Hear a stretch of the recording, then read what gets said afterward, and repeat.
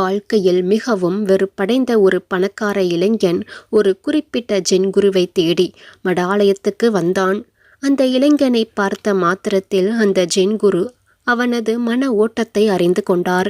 இருந்தும் கூட அவனது பிரச்சனையை அவனது வாய் மூலமாகவே கேட்க விருப்பம் கொண்டார். மடாலயத்துக்கு வந்திருந்த அந்த இளைஞன் அந்த ஜென் குருவை வணங்கி அவரிடம் தான் இங்கு வந்த விஷயத்தை கூற தொடங்கினான். குருவே, நான் வசதியான குடும்பத்தில் பிறந்தவன், பணத்தில் மிதந்து பன்னீரில் குளித்தவன். ஆனால் எனக்கு இப்போது அவையெல்லாம் வெறுத்துவிட்டது. செல்வத்தை காட்டிலும் ஏதோ ஒரு இன்பம் இந்த உலகத்தில் உள்ளதாக நினைக்கின்றேன். அதனை அறிய துடிக்கின்றேன். அதனால் எனது நிம்மதி அனைத்தையும் இழந்துவிட்டேன். நான் கடந்தேற சுருக்கமான வழி ஏதேனும் உள்ளதா? தயவு செய்து சொல்லுங்கள் சுவாமி என்று கேட்டான் அந்த இளைஞன். உடனே அந்த ஜென் குரு, சரி, நீ என்ன படித்திருக்கின்றாய்? உனக்கு என்னென்ன தெரியும் என்று கேட்டாரு. சுவாமி, நான் ஒரு உதவாக்கரை. பணம் இருந்த துமிரில் ஒழுங்காக எதுவுமே படிக்கவில்லை. ஒருவேளை படித்திருந்தால் இந்த நேரம் உருப்பட்டிருப்பேனே.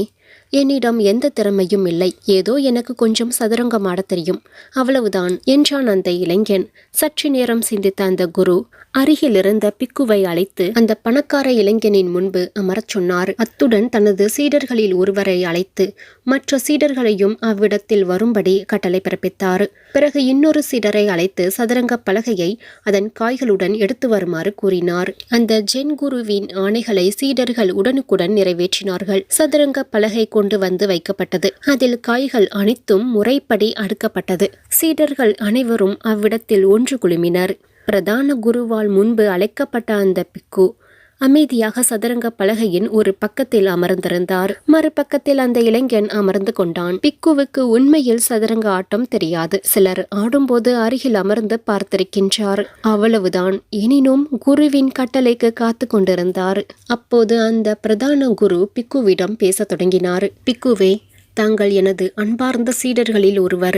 பல காலமாக என்னுடன் இருந்துள்ளீர்கள். மேலும் உம்முடைய அடக்கத்தையும் பணிவையும் நான் அறிவேன். எனக்காக உயிரையும் கொடுப்பதாக சொல்லியிருந்தீர்கள். இதோ இப்போது அதற்கான வாய்ப்பு அமைந்துள்ளது. நீங்கள் இந்த இளைஞனுடன் சதுரங்கம் ஆட வேண்டும். ஒருவேளை தாங்கள் சதுரங்க ஆட்டத்தில் தோற்க நேர்ந்தால் உங்கள் தலையை இந்த வாளால் வெட்டிவிடுவேன். ஒருவேளை தாங்கள் வெற்றி அடைந்து விட்டீர்கள் என்றால் இந்த இளைஞனின் தலையை நான் வெட்டிவிடுவேன். இதுதான் இந்த போட்டிக்கான பந்தயம். சரி, நீங்கள் இருவரும் ஆட ஆரம்பியுங்கள் என்றார்.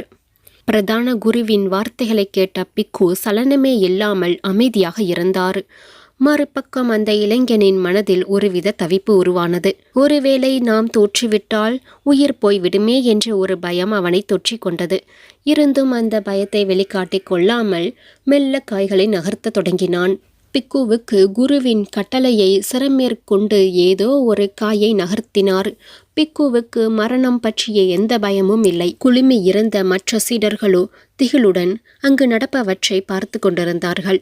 அத்துடன் அந்த பிக்குவை பற்றிய கவலையில் மூழ்கினர். தோற்றால் பிக்குவுக்கு என்ன ஆகுமோ என்று ஒருவருக்கொருவர் கவலையை பகிர்ந்து கொண்டனர். இது இப்படி இருக்க அந்த பிரதான குருவின் கைகளில் அந்த வாள் பளபளத்து கொண்டிருந்தது.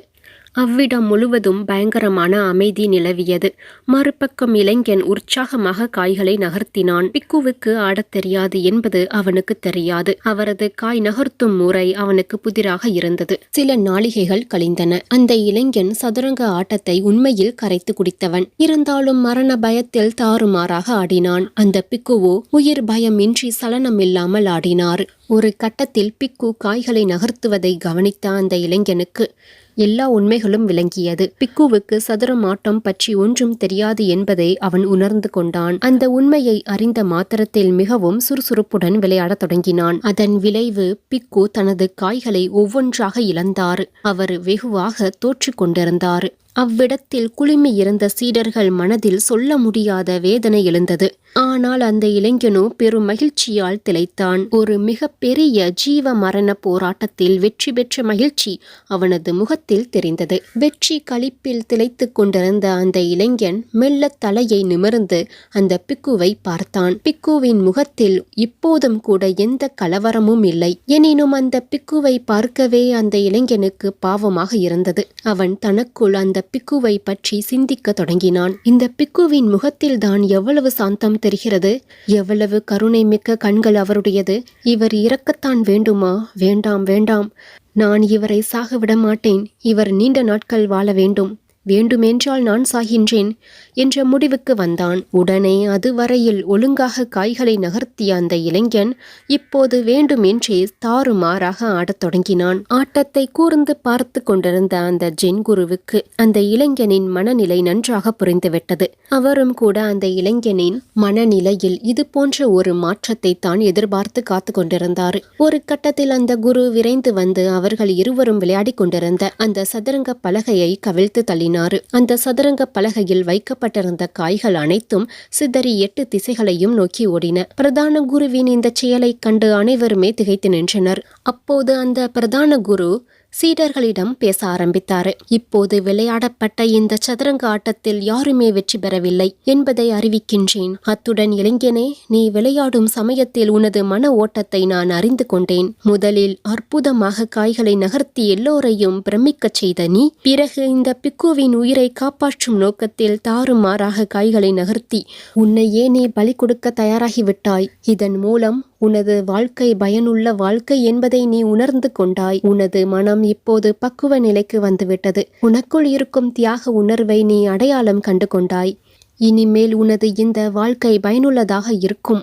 குருவின் இந்த வார்த்தைகளை செவி மடுத்த அந்த இளைஞன் அவருக்கு நன்றி கூறி புறப்பட்டு சென்றான். இந்த கதையின் விளக்கம்: இந்த வாழ்க்கையில் நாம் செல்வத்தையும் பொருட்களையும் சேர்த்து கொண்டே போவதால் நமது நிம்மதியைத்தான் நாம் தொலைத்து விடுகின்றோம். இனி இது போன்ற பயனற்ற வாழ்க்கையில் இருந்து வெளியேறுவோம். பிறருக்காகவும் வாழ கற்றுக்கொள்வோம். ஓரறிவு கொண்ட மரம் கூட தான் வளர இடம் கொடுத்த பாறைக்கு தனது நன்றியை சொல்லும் விதமாக தன்னை வெயிலில் நிறுத்தி தனது கிளைகளை கொண்டு கொடை பிடித்து நிற்கிறது.